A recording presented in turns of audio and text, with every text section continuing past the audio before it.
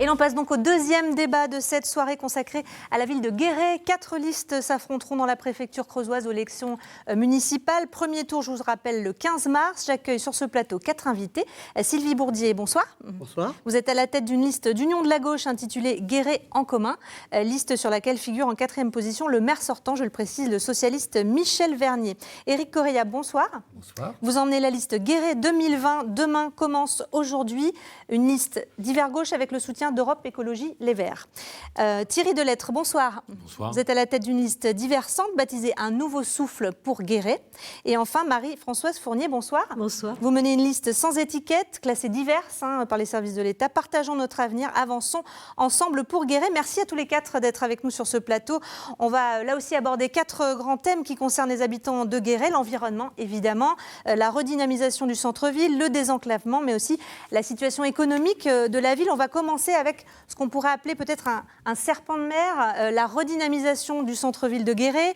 Le maire Michel Vernier faisait encore récemment le compte des dispositifs qui ont été mis en place. Il y en a eu plusieurs.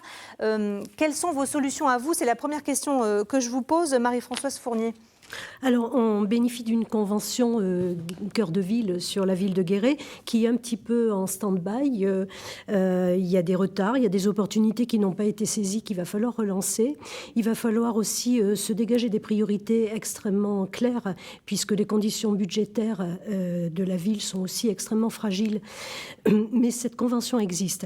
Alors après, on a d'autres solutions aussi qui sont ou pas intégrées dans cette convention. Entre autres, revoir les modes de circulation et les modes de parking autour du cœur de ville pour pouvoir peu à peu, de façon progressive, rendre aux piétons et aux vélos l'espace de la ville. Piétoniser une partie peut-être de ce sens? Oui, de façon progressive, parce que je sais que ça bouscule beaucoup les habitudes et qu'on a besoin de temps pour se réacclimater à un mode de vie, mais ça c'est effectivement le but final.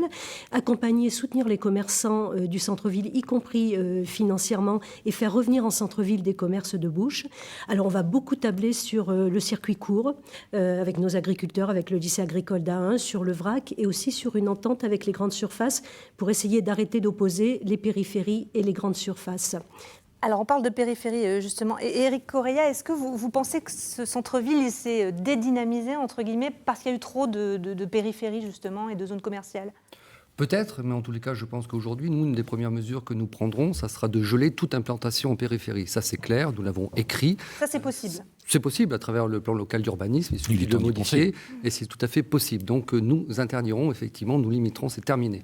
Parce que c'est paradoxal dans le message que l'on renvoie, on ne peut pas travailler sur le cœur de ville et en même temps continuer à agrandir la périphérie commerciale. Parce que même si on peut justifier qu'à un moment donné, ça évite la fuite commerciale vers d'autres grandes villes, notamment Limoges ou Montluçon qui ne sont plus très loin, en tous les cas, moi je pense qu'il faut laisser un message très clair, on s'occupe du cœur de ville et pas de la périphérie. Et en plus de ça, je pense qu'en ce qui me concerne, le rôle des élus et notamment d'une mairie, c'est plus de former des citoyens plutôt que des consommateurs. Moi, j'en ai marre de consommer plus, encore plus, encore plus. Ce qui m'intéresse, c'est de former des citoyens. Donc pas de que réinvestir. Des commerces en centre-ville, donc. Pas que des commerces, mais effectivement, je rappelle que les opérations cœur de ville sont parties, ont été votées aujourd'hui. Donc il faut appliquer un certain nombre de choses. Peut-être que des choses peuvent être accélérées, peuvent être modifiées. En tous les cas, c'est pas que des commerces.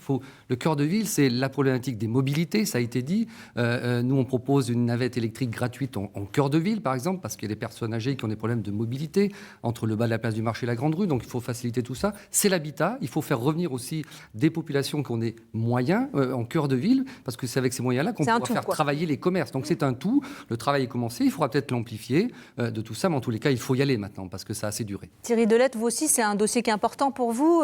Il y a des choses qui n'ont pas été faites, d'après vous? Oui, bien sûr. Je suis assez étonné de voir ici présenter un catalogue de bonnes intentions, de grands principes, alors que manifestement, la majorité qui est en place est relativement stable depuis une vingtaine d'années, avait largement les moyens de mettre en place ces grands principes. On nous parle aujourd'hui, par exemple, de pistes cyclables. Que n'a-t-on fait ces dernières années, en particulier lorsque des rues ont été réaménagées? Je pense à l'avenue de la Sénatorerie, l'avenue de l'Or. C'était le moment d'en profiter, effectivement, pour commencer à déployer un réseau de pistes cyclables. On a tous constaté ces 10 dernières années, en particulier, une lente mais permanente, inexorable dégradation de notre centre-ville. Il faut rappeler quand même que le centre-ville, c'est le lieu de rassemblement de l'ensemble de la population. Là, vers où l'ensemble des quartiers doivent converger, c'est absolument pas le cas aujourd'hui. On nous parle d'un centre-ville qui doit appartenir à tout le monde. Alors on a bien compris tout ce qui n'allait pas au préalable. Il n'appartient à personne. Vous proposez quoi ? Il n'est pas propre, il n'est pas sûr. On a un petit peu partout des bâtiments qui s'effondrent, par exemple. Bon, donc il faut d'abord travailler effectivement là-dessus, et puis concevoir surtout un schéma de redynamisation qui soit cohérent dans le temps et dans l'espace. C'est-à-dire ? C'est-à-dire qu'on doit définir ce qu'est notre cœur de ville et puis engager un ensemble d'actions qui soient cohérentes dans le temps. Donnez-moi un exemple d'action, par exemple. Un ensemble d'actions. Alors aujourd'hui, tout le monde fait le constat, par exemple, que notre place Bogno est transformée, a toujours été finalement un parking. Bon, cette place Bogno, elle a besoin d'être réinvestie, d'être réaménagée.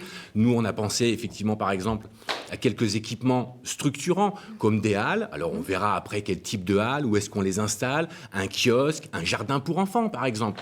Un jardin pour enfants, c'est à la fois de la verdure et un moyen de ramener les familles en centre-ville, par exemple. Sylvie Bourdier, vos propositions pour ce centre-ville-là Alors tout d'abord, un constat... Il y a une continuité avec la précédente équipe. Bien entendu. Mais tout d'abord, un constat, c'est que si le centre-ville n'est pas beaucoup fréquenté par l'ensemble de la population, c'est qu'il y a aussi une forme de paupérisation importante dans les quartiers.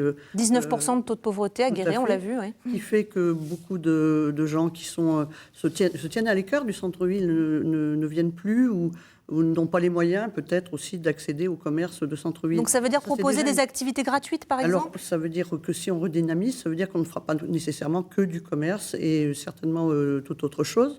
Ce qui m'amène à parler justement de la place Bogno, qui aujourd'hui est un enjeu visiblement important dans cette campagne. En fait, je crois qu'il faut que cette place Bogno soit revue par l'ensemble des citoyens, qu'il en soit discuté et qu'on ne plaque pas un projet tout ficelé comme le proposent les listes concurrentes actuellement, alors que rien n'est décidable et décidé en l'état. Il y a déjà un projet Cœur de Ville qui est déjà très engagé et qui chaque jour avance. Donc on ne peut pas dire comme ça que rien ne se fait. Oui, on ne peut pas passer non plus des années à concerter, à faire des études de territoire, et c'est ce qui s'est passé. Il y a maintenant une étude de territoire très bien faite, d'ailleurs, qui a été faite, je le reconnais à la municipalité sortante. Maintenant, il faut passer à l'action. Mais le problème, c'est qu'on prend du retard, on tergiverse, on ne s'entend pas entre élus, et qu'il y a un moment donné où il faut quand même avancer. Et je voudrais juste préciser aussi qu'il y a aussi d'autres données qu'on peut intégrer dans un centre-ville. Nous, on souhaite travailler en proximité avec les associations. Guéret a un réseau d'associations qui est extrêmement important. Donc la dynamisation du centre-ville, c'est aussi la synergie entre les commerçants et les associations.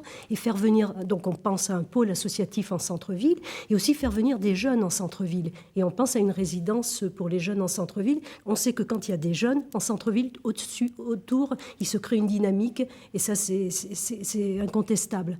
Donc effectivement, il n'y a pas que le commerce. Éric Correia, est-ce qu'il y a eu des choses qui n'ont pas été faites ou qui auraient dû être faites par l'équipe à laquelle vous apparteniez ? Mais peut-être qu'il aurait fallu aller plus vite, mais en tous les cas, les choses sont bien engagées. Maintenant, je pense qu'il faut passer à une vitesse supérieure. C'est clair, c'est évident par rapport à ça, parce que c'est une priorité.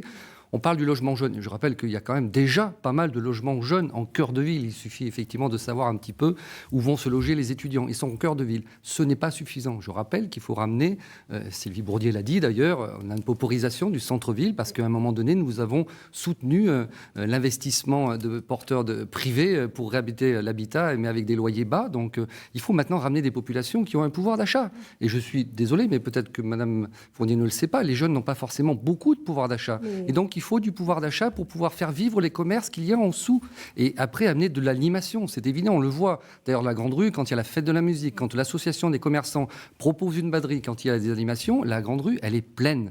Donc, il y a plein de monde. Donc, il faut continuer comme ça et il faut que la municipalité soutienne ces commerçants dans cette animation. On parle de taux de pauvreté. Sylvie Bourdier, vous proposez les transports gratuits. Donc ça, c'est un signal fort pour vous ? Pour nous, c'est une des mesures phares de notre programme, bien sûr, parce que c'est une façon, justement, de faire monter, entre guillemets, les habitants de Guéret vers le centre-ville, de les rassembler sans avoir à peser sur leur bourse, qui est malheureusement très souvent démunie.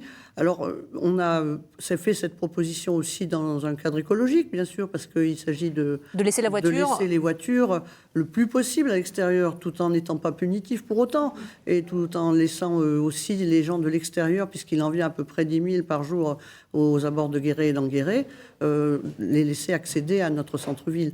C'est une équation qui n'est pas simple.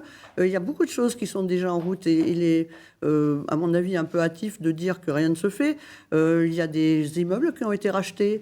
Il y a des parkings qui sont en préparation en très légère périphérie du centre historique, de manière à ce qu'on puisse accéder et en même temps ne pas dénaturer cet endroit. Et Thierry Delettre, on sait que les chiffres, c'est votre domaine. Les transports gratuits, ça vous paraît faisable? Vous le feriez, vous? Non, on n'a absolument pas envisagé de la gratuité des transports. Maintenant, si effectivement, pour un certain nombre de ménages, le prix du transport en commun représente une difficulté, on peut évidemment envisager une tarification sociale. Mais il faut savoir que la gratuité du transport aura comme conséquence l'impossibilité de récupérer la TVA sur les achats, sur les dépenses. Et ça représente pour le coup une somme assez importante. On sait que la situation financière... 300 000 euros, dit M. Correia. La situation financière de la mairie, de la municipalité est relativement tendue. Il faut faire attention quand même aux décisions que l'on prend. Et aux décisions que l'on prend et qui peuvent avoir des conséquences. Là, en l'occurrence, vous parlez effectivement de la situation financière de la communauté d'agglomération. Elle est encore plus inquiétante, c'est le moins qu'on puisse dire. Donc attention lorsqu'on touche aux problématiques de fiscalité, de recettes, etc. Elle est inquiétante, c'est-à-dire ? La situation financière de la com d'agglo ? Écoutez, là, on a du mal à le dire. Nous, on a mis en évidence la dérive très rapide des dépenses entre 2018 et 2019. Je rappelle qu'en 2018, c'est 1 million d'euros de plus de dépenses. On nous annonçait un budget primitif, plus 2,5 millions pour 2019. On espère qu'on n'est pas allé jusque-là. On a réclamé, on continue de réclamer en vain des précisions sur la situation financière de la com d'agglo. On a même fait une démarche officielle et les chiffres, nous ne les avons toujours pas. Mais on va le faire maintenant. Monsieur Correia, vous êtes président de l'agglo alors. D'abord, je vais revenir sur la problématique de la gratuité des transports. Il faut savoir que la gratuité des transports... C'est une compétence de l'agglo. C'est une compétence de l'agglo. Il y a toujours quelqu'un qui la paye, la gratuité. Donc, effectivement, qui paye?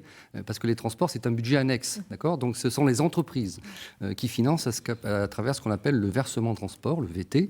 Dès qu'on a plus de 11 salariés dans une entreprise ou d'une administration, on paye le versement transport. Donc la gratuité, demain, si elle était mise en place, ça voudrait dire qu'il faut augmenter cette contribution à la fois des entreprises et des administrations. Je ne suis pas sûr que le tissu privé permette effectivement de les ponctionner encore un petit peu plus.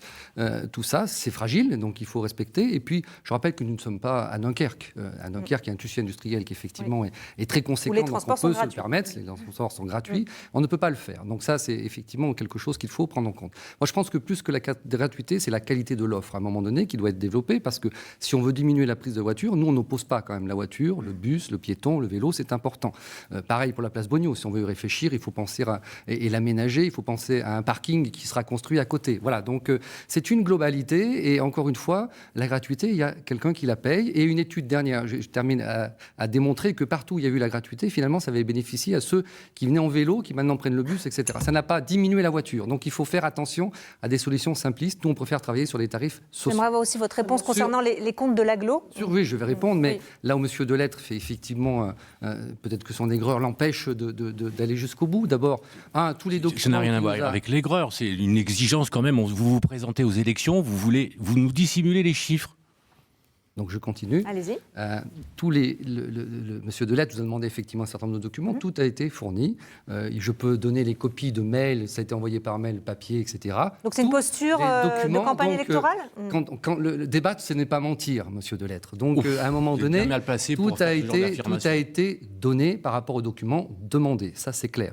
En ce qui concerne la situation financière de l'agglo, je suis content qu'on puisse enfin en parler, si possible. Ça fait l'objet d'un rapport de la Chambre régionale des comptes. Mais il faut savoir, Madame de Mars, que le rapport de la Chambre régionale des comptes, c'est moi qui l'ai demandé. D'accord ? Je suis arrivé président en 2014, donc effectivement, je me suis investi dans cette collectivité. Et en 2016, je me suis rendu compte, avec mon vice-président, qui était trésorier, donc payeur, qu'effectivement, il y avait quelques difficultés. Donc nous avons creusé et on s'est rendu compte que depuis 17 ans, la collectivité avait acheté...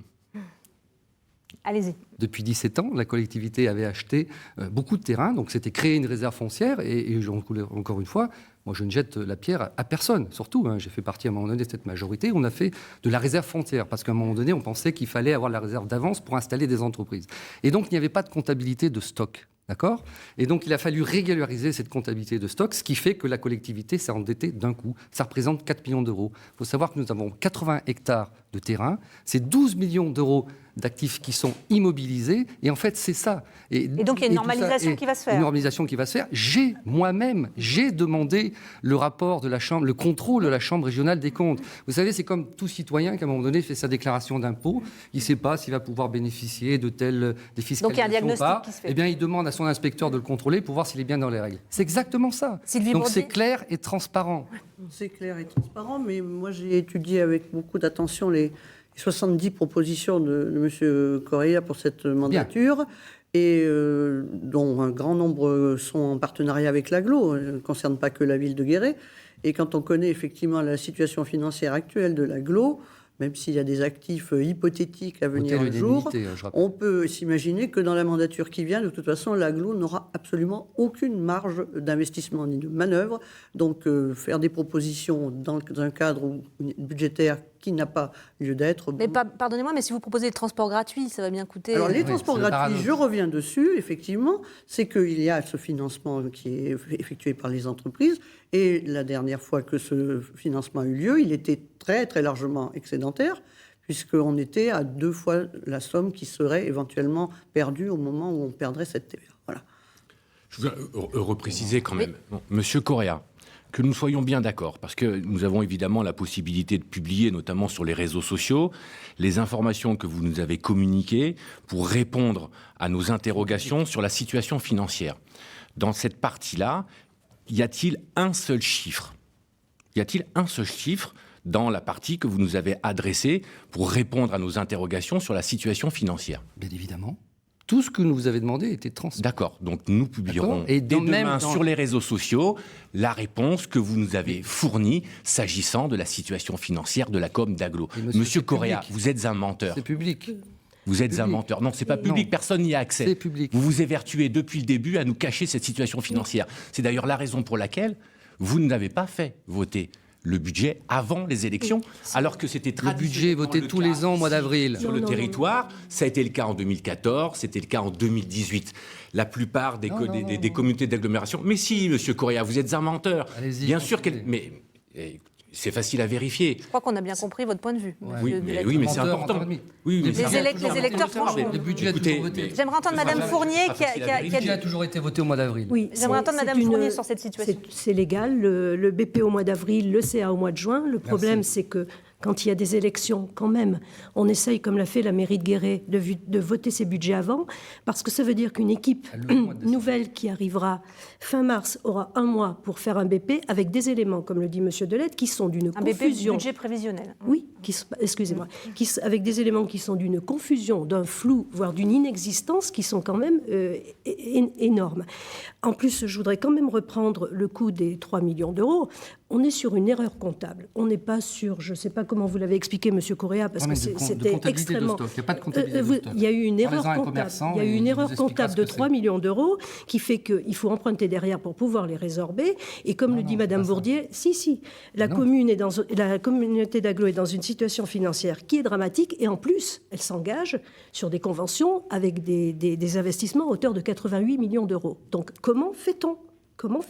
Je crois que le débat est posé. Je crois qu'on ne vous réconciliera pas sur cette question. On va passer à un autre thème qui est très important et qui est très présent dans vos 4 programmes. C'est le thème de l'environnement. Éric Correa, la trame verte que vous proposez, qu'est-ce que c'est ? Expliquez-nous. Alors en fait, c'est effectivement, on est dans le greenwashing, tout le monde va faire plus vert que les autres. Notre débat précédent sur Bellac aussi avait des propositions. Certains veulent planter des arbres à chaque naissance et tout. Voilà. Nous, on pense que travailler sur la transition écologique, qui sera notre priorité transversale, encore une fois, tout investissement public sera mesuré sur le coût écologique qu'il peut avoir, climatique et social. Parce qu'il ne faut pas oublier la part sociale, effectivement, la répercussion Savoir que parfois, malheureusement, l'écologie, elle peut bénéficier à un certain nombre de gens et qui trinquent. On a pu voir la mobilisation et la création des gilets jaunes à un moment donné, parce que dans nos territoires ruraux comme les nôtres, qui trinquent en premier, ce sont souvent les gens qui ont le moins de moyens. Donc ne pas les oublier. Il y a une formule qui dit de ne pas opposer les fins de mois avec les fins de planète. Donc effectivement, il faut être très vigilant par rapport à ça. La trame verte, c'est vraiment une fonction sur la ville, comment on revégétalise la ville, mais dans un ensemble, dans un concept effectivement qui est important, où on fait du lien, on relie des bâtiments publics avec des trames vertes, avec ça peut être un quartier qui décide, lui, il va choisir de planter un certain nombre de fleurs. Donc voilà, comment on remet de la végétalisation dans la ville, qui est pensée dans le cadre d'une démocratie implicative. On parle de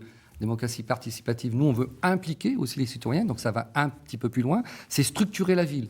Beaucoup de villes, une ville qui a une rivière, par exemple, une rivière structure beaucoup. Donc là, nous, on va imaginer une trame verte qui va faire du lien, qui va être une ossature pour vraiment relier tous les bâtiments, toutes les places de Guéret et permettre que les gens se croisent et se parlent. Sylvie Bourdier, vous aussi, vous avez beaucoup de propositions en matière environnementale, végétalisée, une ferme municipale, écologique. Je vais d'abord juste revenir un instant sur la trame verte. Oui. J'ai lu aussi, toujours dans les 70 propositions, qu'il s'agissait d'exalter la ville de Guéret, de la rendre désirable. Je ne sais pas si j'ai, moi, une vision assez holistique de la question, mais je me dis que, encore une fois, avec les moyens dont nous disposons, je pense qu'il faudrait peut-être prendre les choses avec beaucoup plus de modestie. Alors la politique, qu'elle soit d'ailleurs sociale ou écologique, que nous prenons, c'est d'avancer avec des petits pas, mais des petits pas convergents. Alors je tiens bien à le préciser, pas des petits pas qui n'avancent pas parce que ça ne va pas assez vite, mais quand on met beaucoup de petites choses ensemble, on constate au final qu'on peut faire de très grandes choses.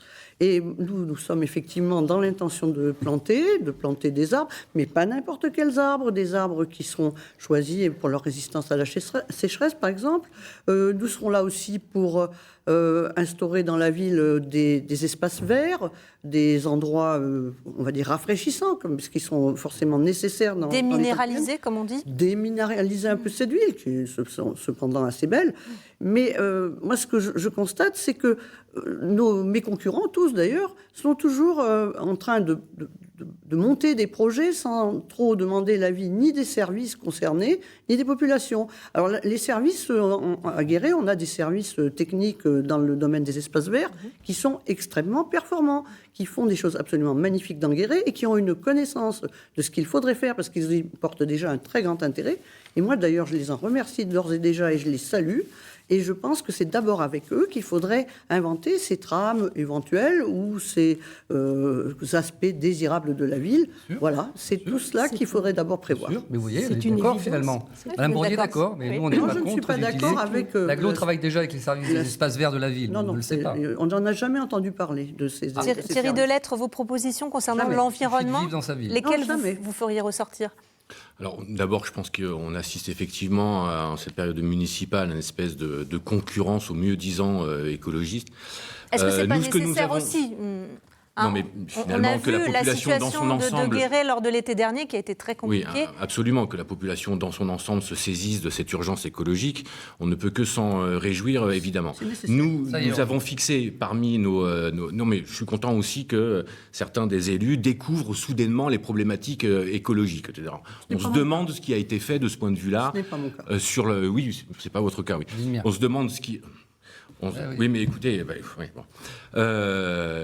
vous avez dans votre équipe un élu sortant estampillé Europe Écologie Les Verts, responsable de l'agenda 21 pour la municipalité, pour la com d'Aglo. Quel est son bilan? Là encore, on l'a demandé. Le moins qu'on puisse dire, c'est qu'on n'a pas trouvé grand-chose. Il y a un bilan. Non, mais c'est très bien. Vous êtes soucieux de l'écologie depuis très longtemps. Alors pourquoi est-ce que, lorsque vous étiez effectivement en position de prendre un certain nombre de décisions, parce qu'il faut le rappeler quand même... pas maire, je vous rappelle. Non, vous n'êtes pas maire, oui, mais vous n'êtes pas qu'un simple conseiller municipal, monsieur Correa. Bon, vous avez été adjoint auparavant, oui. D'accord. Bon, vous avez un rôle effectivement important dans les politiques locales. Ça fait un bon moment que vous êtes installé. On ne vous a jamais entendu défendre particulièrement l'écologie. Écoutez, lorsque l'année dernière vous avez voté un budget, une ligne budgétaire de 1 000 euros pour financer des subventions aux vélos à assistance électrique, 1 000 euros de subventions. On vous a entendu demander à ce que ce soit sensiblement plus ? Non, vous avez voté, voilà, comme tous les budgets précédents. Oui, je l'ai voté, oui. Oui, vous l'avez. J'assume. Oui, vous l'avez voté, effectivement. Le moins qu'on puisse dire, c'est que c'est quand même tout de même très modeste comme effort. Oui, c'est l'effort qu'à un moment donné, la ville a pu faire. J'ai voté.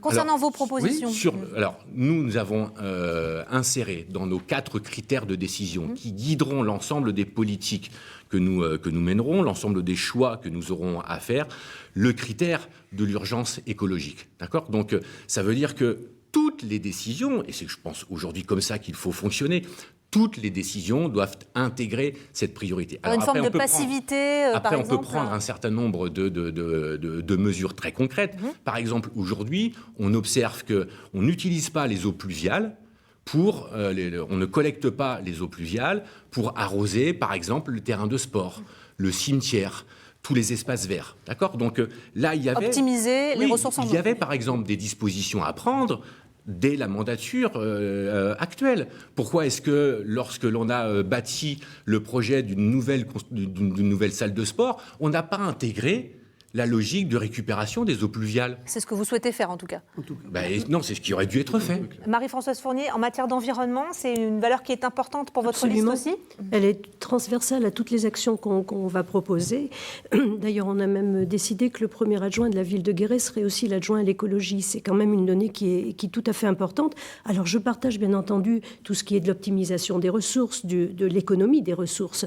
Il va falloir qu'on fasse un diagnostic de ce que la ville peut consommer en matière d'énergie. Si vous voulez un projet phare, nous, on souhaiterait mettre en place effectivement un projet vélo qui serait un projet multidimensionnel. Une forme de Guélib ?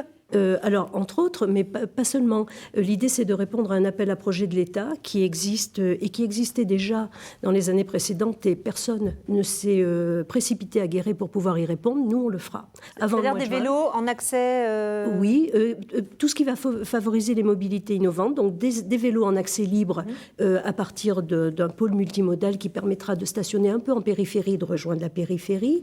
Toute une thématique d'aide à l'achat des vélos pour les particuliers, des formations liées aussi à la maintenance des vélos électriques.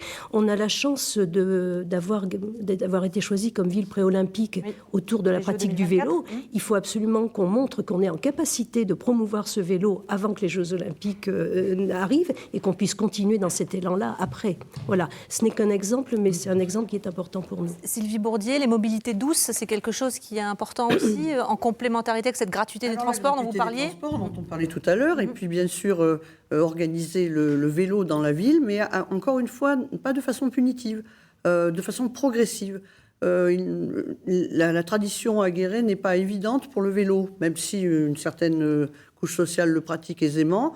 Ça ne concerne pas forcément tout le monde, et on peut amener progressivement les gens à de la sécurité, à des espaces réservés. On pense à une circulation autour notamment de l'étang de Courtille, aménagée, sans aller sur les espaces piétonnés, bien entendu.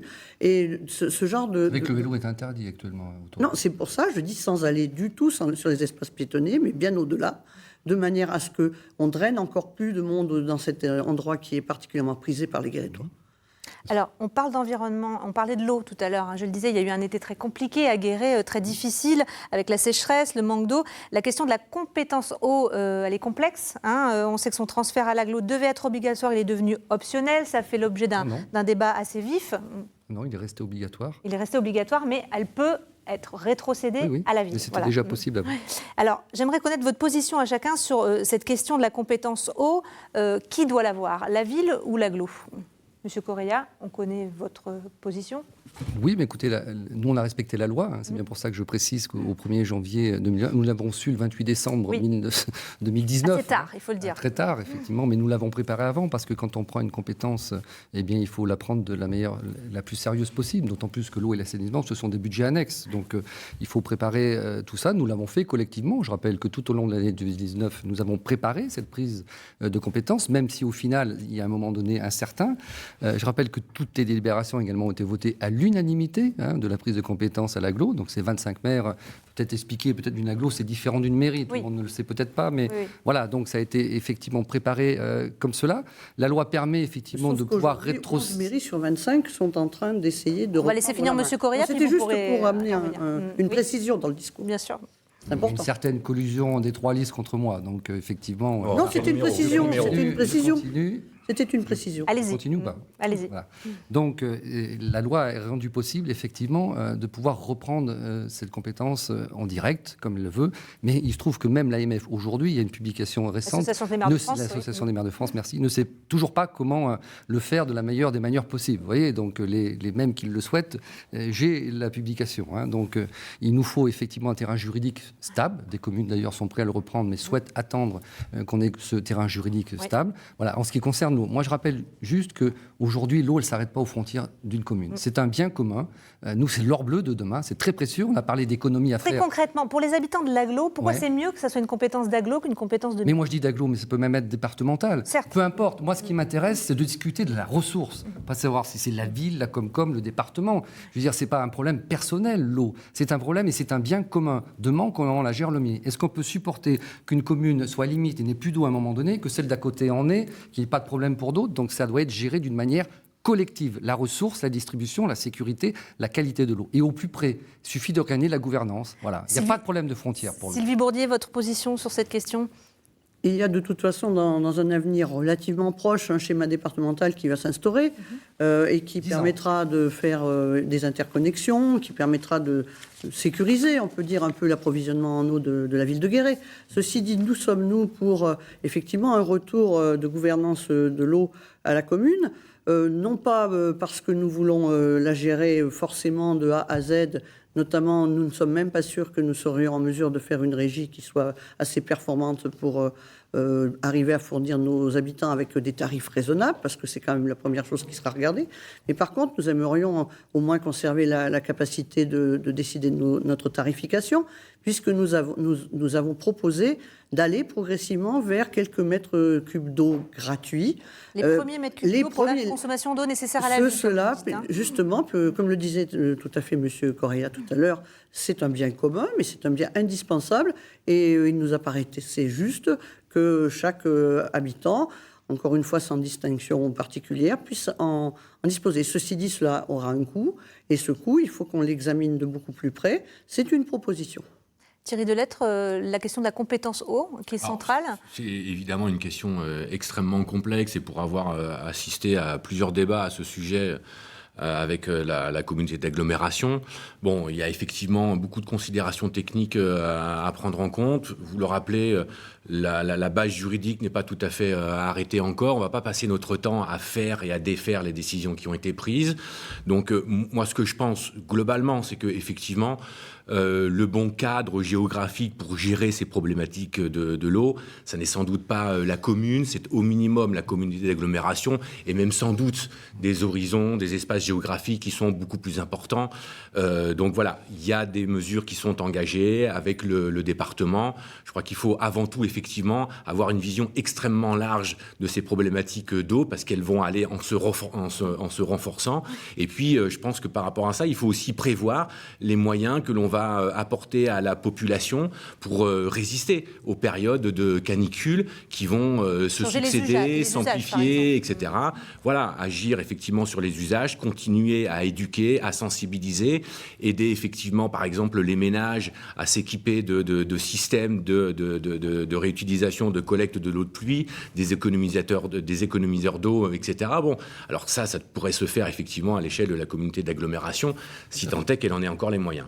Madame Fournier, sur la compétence eau... Je partage l'idée que c'est une compétence qui dépasse la commune, la com d'agglo, et moi je suis aussi tout à fait favorable à une gestion départementale, voire pluridépartementale. Le schéma géré par la préfecture actuellement couvre 8 départements. Le département de la Creuse réfléchit à son schéma des usages avec une échéance à 2024, pas dans 10 ans. Et je pense qu'effectivement, c'est le bon dimensionnement, avec peut-être l'idée d'un syndicat départemental unique. Après, je voudrais quand même souligner, et ça c'est pour désengager les uns et les autres dans leurs responsabilités, que c'est quand même aussi très typique de ce qui se passe, des difficultés des collectivités, quel que soit leur niveau d'intervention. C'est ces allers-retours de ces textes de loi qui vous obligent à faire des choses qui, quelque temps après, vous donnent une... sont détricotés par d'autres.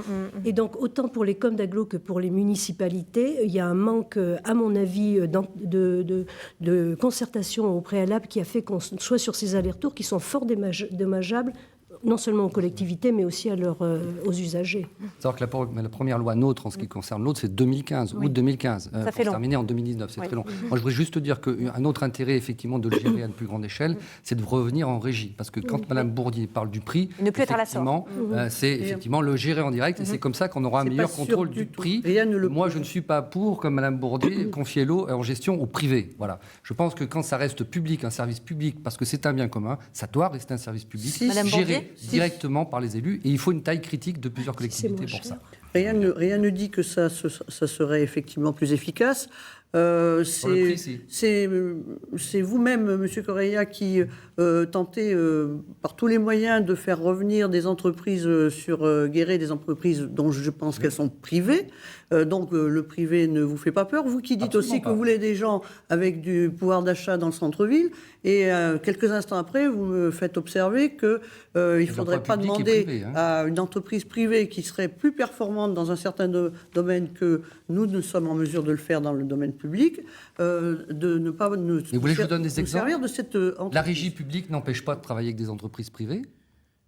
Après, on peut être dans des délégations, tout à fait, mais moi j'ai... Non, mais moi, je ne parle pas de délégation, je parle de régie publique. Donc, gérée directement par les élus avec un contrôle du tarif et du prix aux citoyens. Mais il n'empêche pas que, techniquement, des entreprises privées peuvent intervenir à un moment donné. Intervenir, certes, mais moi, je pense donc, que... Où est l'opposition pour l'instant, jusqu'en 2021, et non pas 2022.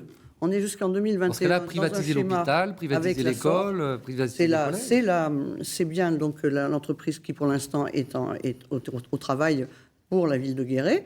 Je pense que lorsque cet affermage va se terminer, nous allons faire toutes les études nécessaires pour nous assurer que le prix de l'eau ne serait pas augmenté par un autre système. Merci. Voilà. On va passer au thème suivant, l'attractivité et les questions de sécurité également. Entre 2007 et 2017, Guéret a perdu environ 2000 habitants.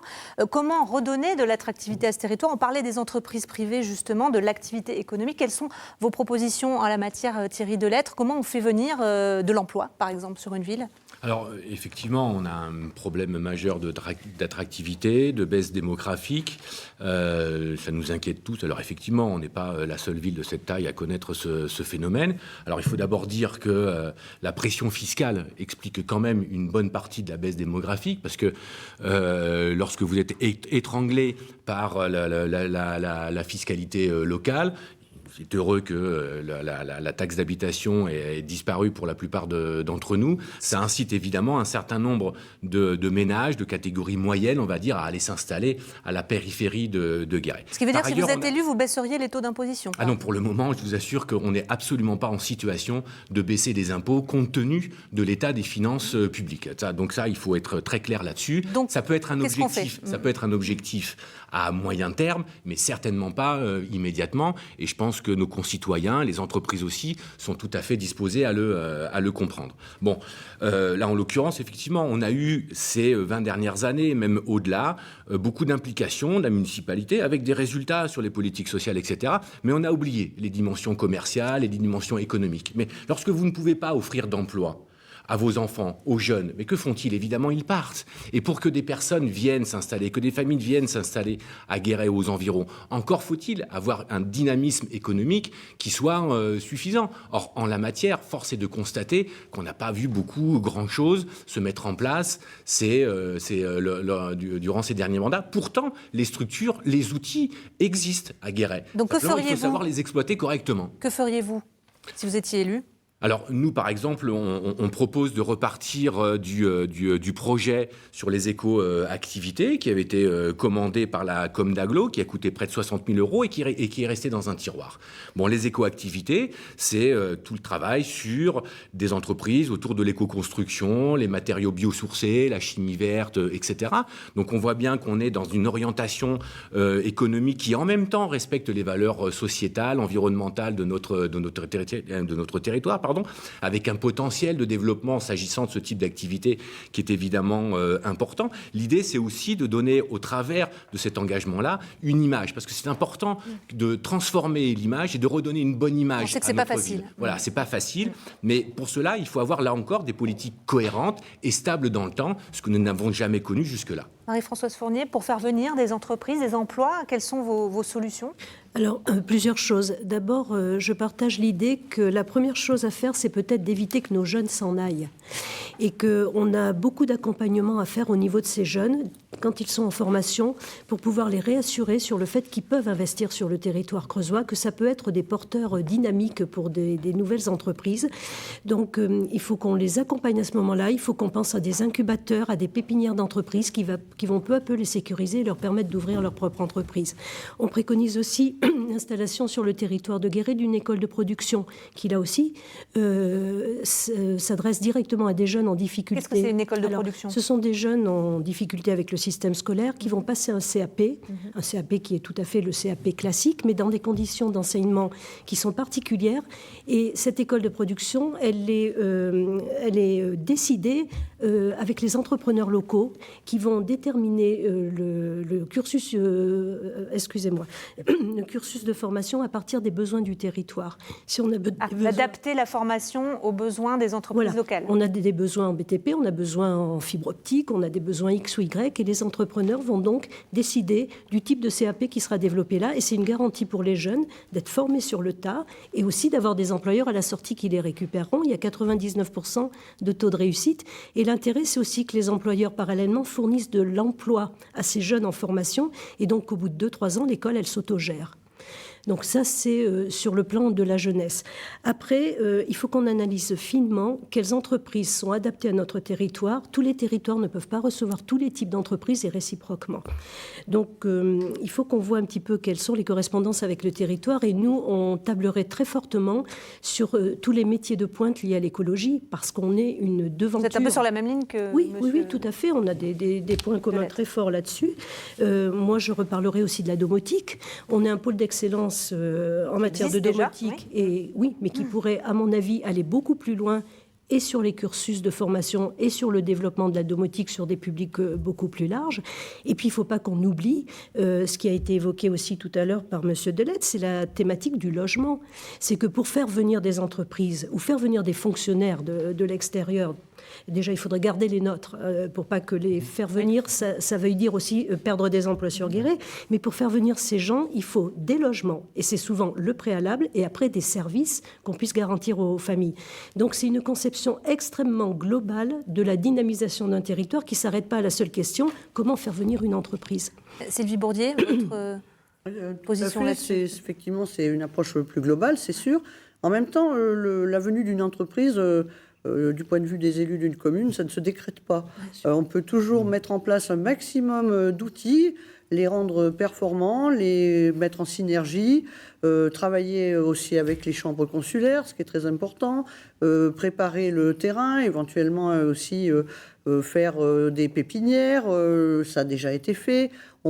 Tout ce qui est aussi du schéma de formation ne dépend pas... Vous voulez dire que c'est la limite du rôle de l'élu aussi ? Il y a des limites. Par contre, effectivement, créer les conditions et les entretenir et faire en sorte que dès qu'il y a le moindre signal qu'une entreprise pourrait trouver sa place dans le territoire, c'est clair que c'est effectivement aux élus, là, par contre, de se mettre en marche pour trouver la solution de cette... de trouver le côté, comment dirais-je... attirant C'est-à-dire faire un travail de communication sur l'image du territoire, le faire connaître aussi ? Oui, le faire connaître à l'extérieur, on le fait d'une manière départementale déjà, on le fait, je veux dire, la ville ne peut pas assumer tout ça. Une très belle vitrine, ça sera celle effectivement aussi de 2024 et des Jeux Olympiques et du VTT en Creuse. Mais au-delà de ça, vraiment il faut, je crois, vraiment relativiser, ne pas vendre du rêve aux électeurs. Un élu, de quelque bonne volonté qu'il soit, il y avait ceux de Bella qui étaient là il y a quelques instants, que j'ai entendu avec beaucoup d'intérêt aussi, sont dans la même situation. Et beaucoup de villes de cette dimension. S'il vous plaît. Oui, je vais donner la parole à M. Correa concernant l'activité économique. Que peut-on? Est-ce que l'élu peut tout ou pas? D'abord, de rappeler qu'un homme ou une femme providentielle, ça n'existe pas. Un élu ne peut pas tout. Certes, l'installation d'entreprise, ça ne se décrète pas. Par rapport aux formations, juste rappeler à Mme Fournier que ça existe. Il y a un micro-lycée au lycée de Saint-Vaury qui forme des gens justement sur la fibre optique, qui répond à un certain nombre de demandes locales pour les entreprises. Après, ce n'est pas une compétence ni communale, ni intercommunale, par contre, régionale. Il nous est arrivé... d'Agar, à Boussac, par exemple, de mettre en place des formations spécifiques avec la région, parce que cet employeur avait du mal à recruter. Donc, nous l'avons fait. Donc, effectivement, l'important pour un élu, c'est peut-être d'identifier à un moment donné, d'être le relais, mais après, de passer aux collectivités qui ont de la compétence pour le faire. Donc, nous, ce qu'on propose, c'est aussi on a connu en Limousin, maintenant, il y a un peu plus de 10 ans, ça s'appelait des foires à l'accueil, c'était Robert Savy à l'époque. Oui, il y en avait et donc, je crois que France 3 était partenaire. C'était en face de chez nous par des expositions. Tout à fait. Et donc, nous, ce qu'on propose, c'est tous les 2 ans de faire une biennale de l'accueil avec un travail qui est fait en amont, parce qu'on recense tous les projets qui pourraient se faire sur le territoire. Et après, on fait toute une communication et des gens viennent et peuvent s'installer. Nous avons déjà commencé ce travail-là à l'Aglo, et il y a quelques mois de ça, nous avons eu 10 porteurs de projets qui venaient de toute la France reprendre une boulangerie. Alors, c'est l'échelle de l'Aglo, donc c'est pas forcément que sur Guéret, bien évidemment, mais c'était reprendre une boulangerie, c'était un boulanger qui veut s'installer pendant une boulangerie, un charcutier qui voulait s'installer, tout ça. Voilà, donc on a capté 10 porteurs de projets. Peut-être qu'à la fin, il en restera 3 ou 4, mais en tous les cas, c'est aussi tout ça. Et enfin, j'ai ramené quand même, on parle de la formation, je rappelle que quand même, sur ce dernier mandat, c'est 500 étudiants post-bac à Guéret. Avant, la licence professionnelle domotique autonomie, certes, qui a maintenant un peu plus de 10 ans, André Lejeune, département d'IUT carrière sociale, là pour le coup, et j'étais avec lui, c'est Michel Vernier qui l'a arraché à la ministre. C'est 2 fois 80 étudiants qui viennent, donc tout ça, c'est faut pas oublier quand même. Il faut en être fier, c'est ça que vous voulez dire. Il faut en être fier, c'est 500 étudiants, on peut développer. On va travailler sur un bachelor, le département UT va passer de 2 en 3 ans, donc on va travailler sur le bachelor. Il y a d'autres projets dans les cartons, effectivement, pour travailler là-dessus. Et enfin, sur la création d'entreprises, je rappelle, en 2014, on hérite de la BSMAT, vous savez, la base de matériel militaire, 116 emplois supprimés. Aujourd'hui, nous avons trouvé quelqu'un qui a repris ça, c'est 174 emplois. Alors peut-être que ça n'est rien, mais 174 équivalents temps plein.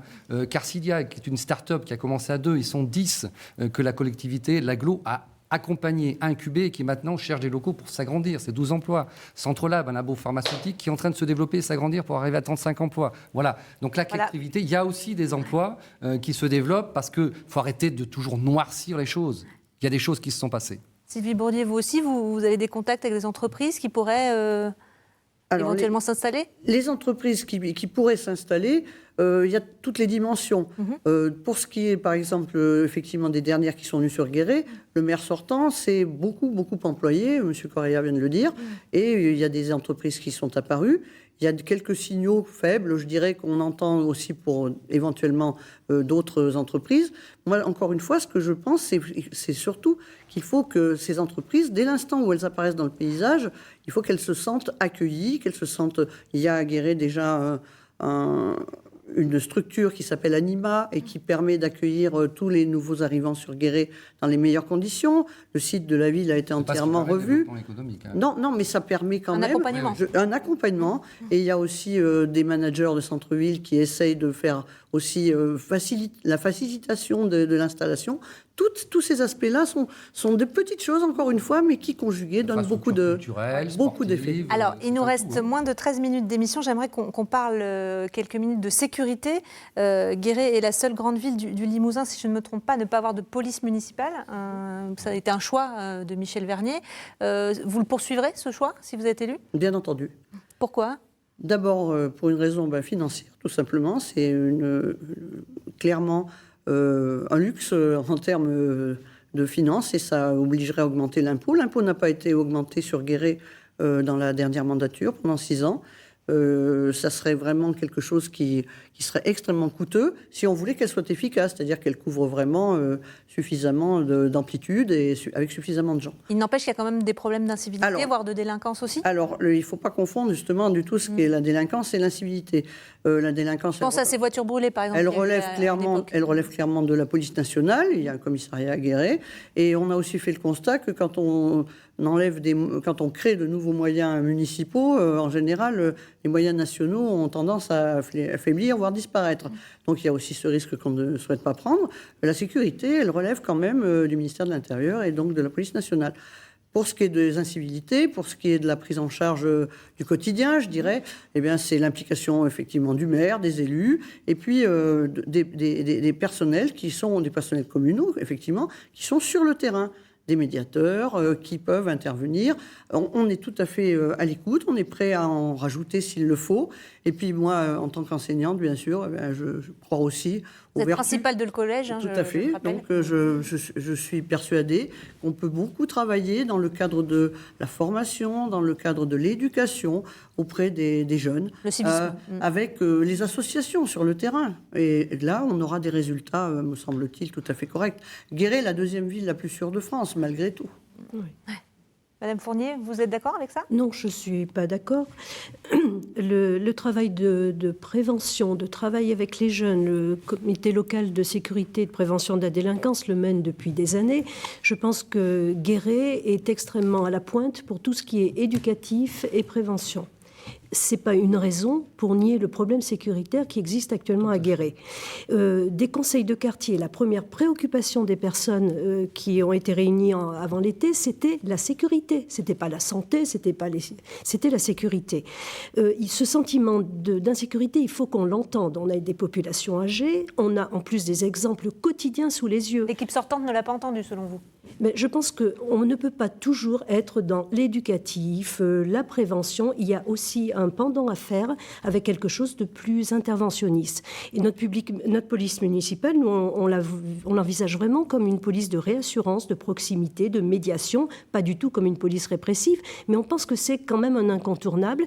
Et quand on dit que c'est un luxe, je ne suis pas d'accord, c'est un choix politique. Des luxes, des dépenses luxueuses, il y en a eu d'autres que moi je ne valide pas et qui auraient payé 30 polices municipales. Je pense que c'est un vrai choix politique et on le mènera, quitte à faire des économies sur d'autres sujets, mais on doit entendre ce que les populations nous disent. Combien de policiers vous mettriez en place? Alors, des villes à peu près équivalentes à la ville de Guéret ont entre 10 et 12 policiers municipaux. On n'est pas du tout obligé de partir sur un bataillon de ce type-là.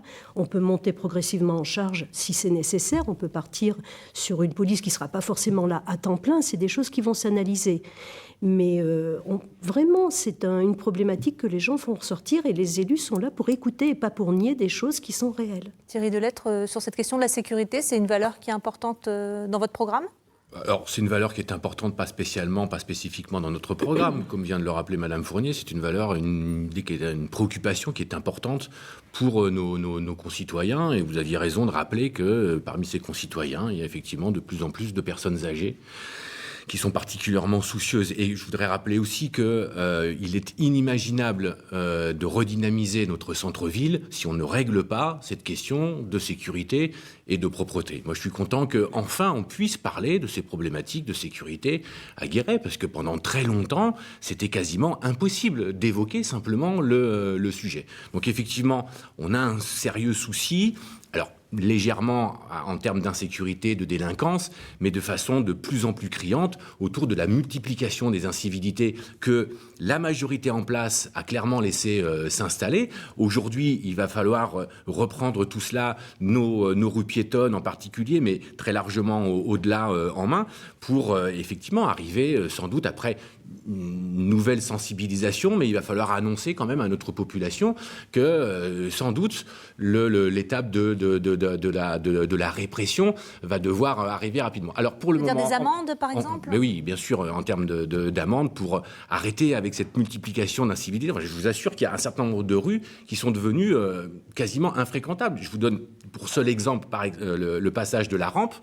Bon, écoutez, c'est devenu des toilettes pour chiens, très simplement. Bon, il faut faire cesser tout ça.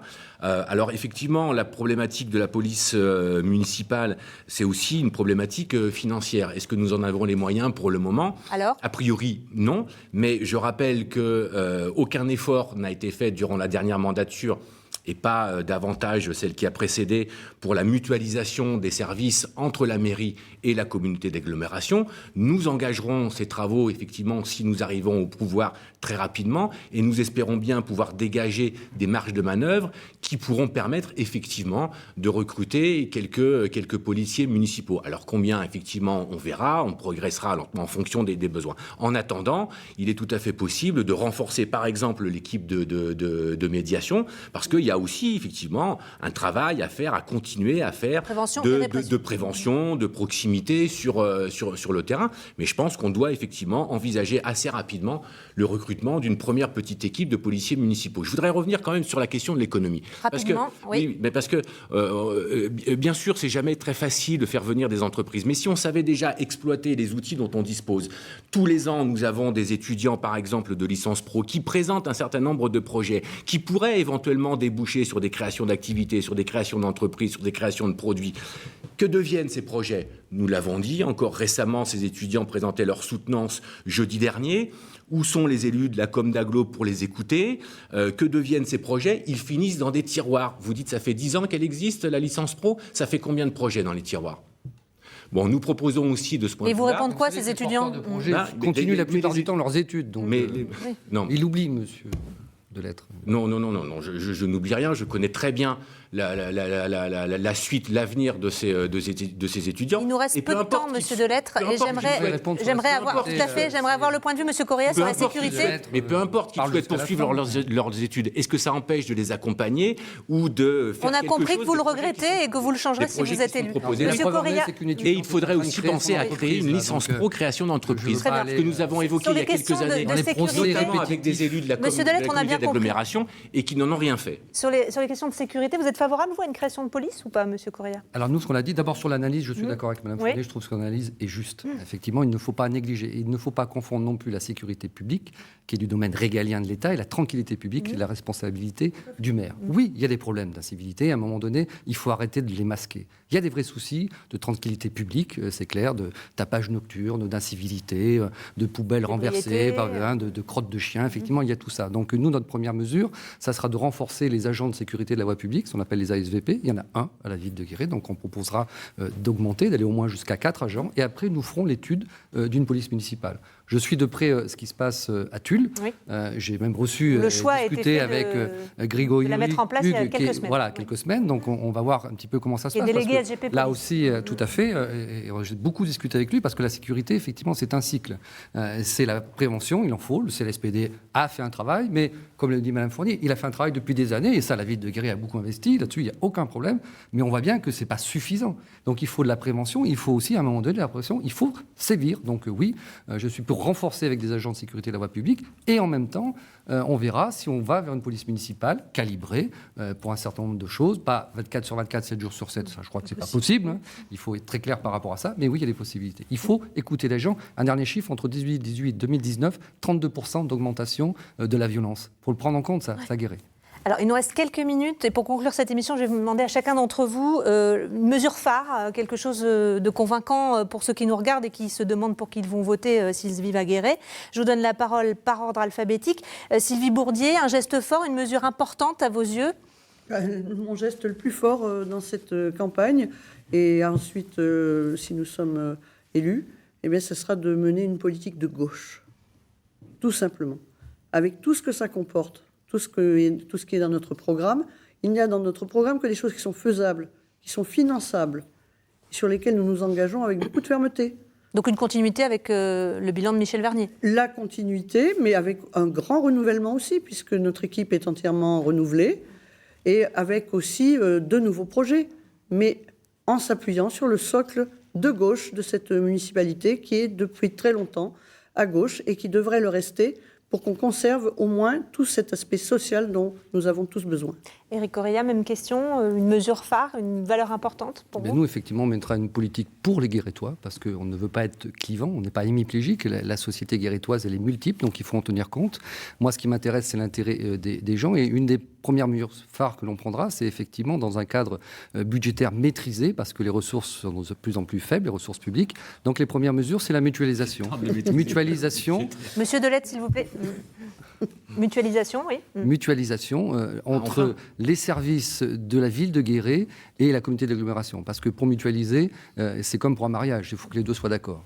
Voilà, donc effectivement, c'est la raison pour laquelle si les Guérétois me choisissent comme maire, je serai aussi candidat à la communauté d'agglomération de Guéret, parce qu'avec une seule tête, on pourra mutualiser pour aller beaucoup plus vite et trouver des marges de manœuvre, de fonctionnement pour effectivement mettre en place notre politique. Merci Monsieur Correa. Monsieur Delettre, une mesure phare Écoutez, il y a beaucoup de besoins sur le plan social, environnemental, etc.